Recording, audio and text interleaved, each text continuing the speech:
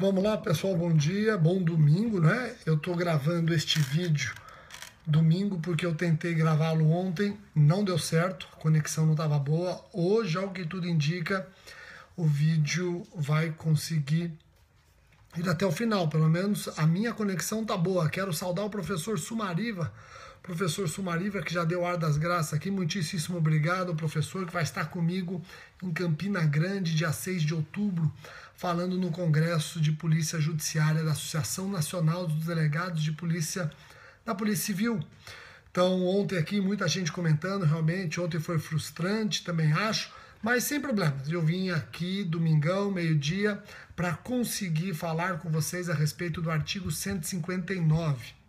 Também hoje, domingo, às 10 horas da noite, temos o costumeiro grupo de estudos, às 10 horas da noite, no Facebook e no Twitter. Hoje vai ser um grupo de estudos diferente. Eu vou trabalhar com vocês classificação doutrinária de crimes.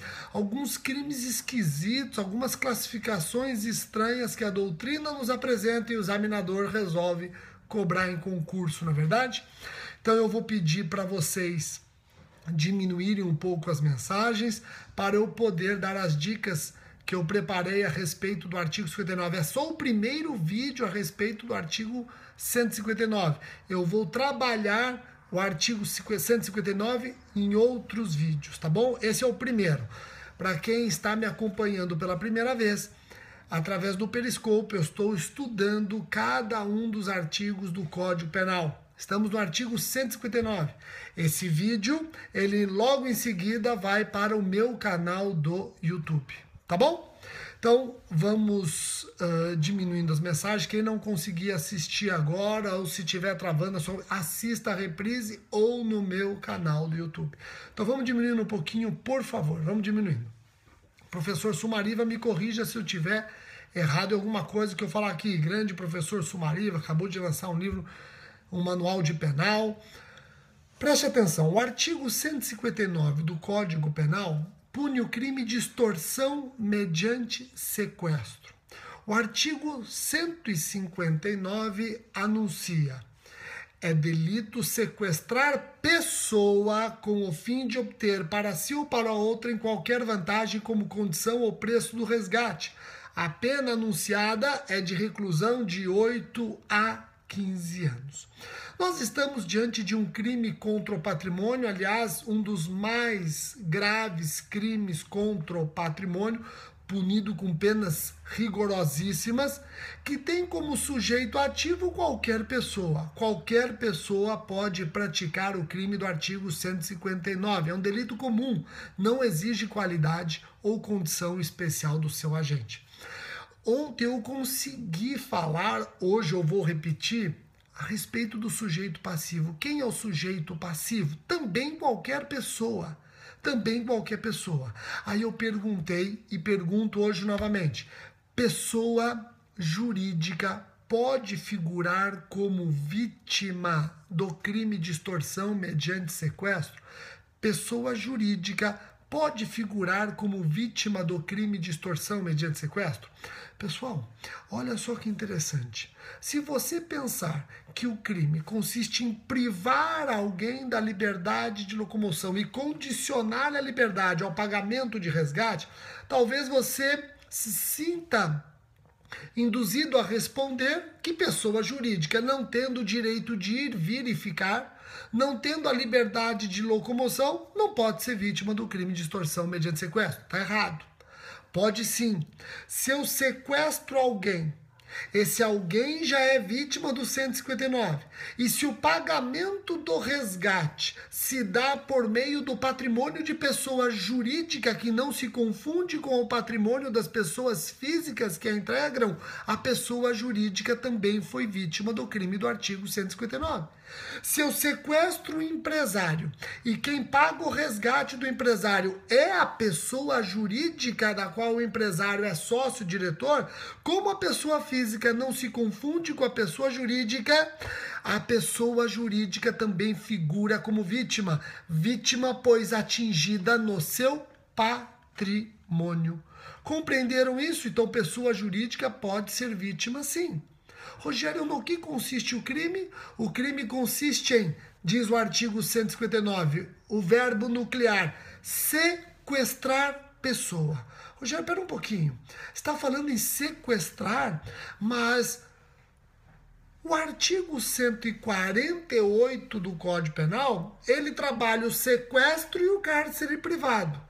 O 159, que tem o 148 como parte integrante, só fala em sequestro. E se o crime for praticado não mediante sequestro, mas sim mediante cárcere privado? Vocês já estudaram comigo que no sequestro existe privação da liberdade, mas sem confinamento. No cárcere privado existe privação da liberdade com confinamento. Ora, é óbvio que o artigo 159, apesar de só falar em sequestro e não cárcere privado, utiliza a expressão sequestro no sentido amplo, permitindo abranger o sequestro em sentido estrito, privação da liberdade sem confinamento, e o cárcere privado, privação da liberdade com confinamento. É o que prevalece. É o que prevalece, que o 159, apesar de utilizar o núcleo sequestrar, abrange o sequestrar em sentido estrito e o encarceramento. Joia? Vejam, nós estamos trabalhando o crime sequestrar pessoa. Qual crime pratica aquele que não sequestra a pessoa com o fim de obter resgate, mas acaba se apoderando de um animal e exige do proprietário dinheiro para libertar o semovente por ele apoderado? Qual crime pratica? Qual crime pratica? Claro que não pode ser o 159. O 159, ele fala em quê? Sequestrar pessoa. O animal não é pessoa. Por mais que você entenda que o seu animal é pessoa, acredite, não é. Ele é um semovente, é um semi-ciente, a nomenclatura pouco importa. Não é pessoa. Se não é pessoa, o crime é de extorsão, artigo 158 do Código Penal. O crime do artigo 159, aqui o professor Igor Pereira já está presente, já vou falar, professor Igor, do nosso debate de terça-feira. Muitos já perguntando o seu endereço no Periscope, já vou comentar. O professor Igor já está aqui presente, já vou comentar. Eu quero terminar as dicas perguntando para vocês o seguinte: quando que o crime de extorsão mediante sequestro se consuma? Prevalece que o crime de extorsão mediante sequestro se consuma com a privação da liberdade da vítima, visando a gente o quê? Obtenção de indevida vantagem econômica. Jóia? É o que prevalece. Se ele exige a vantagem ou se obtém a vantagem, isso é mero exaurimento. Isso é mero exaurimento. Agora veja. Precisa de uma privação da liberdade por tempo juridicamente relevante ou qualquer privação da liberdade já consuma o delito? Tem prevalecido que não importa o tempo da privação da liberdade, se maior ou menor o crime está consumado. Aliás, se maior o tempo de privação da liberdade, isso servirá para o juiz fixar a justa pena, tá ok? Então, o tempo de privação da liberdade não interfere no tipo, vai interferir na pena, tá ok? Agora vejam, nós estamos diante de um crime permanente. E se o crime é permanente, você tem que lembrar de 3 assuntos importantíssimos. Falou em crime permanente, você tem que recordar que o crime admite o flagrante a qualquer tempo da permanência nos termos do artigo 303 do CPP. Falou em crime permanente, você tem que lembrar que a prescrição só começa a correr depois de cessada a permanência, nos termos do artigo 111, inciso 3 do CP. Falou em crime permanente, você tem que lembrar da súmula 711 do STF. Qualquer lei nova durante a permanência será aplicada ao caso, mesmo que mais gravosa. Então, falou em crime permanente, não importa qual delito é permanente, você vai lembrar do quê?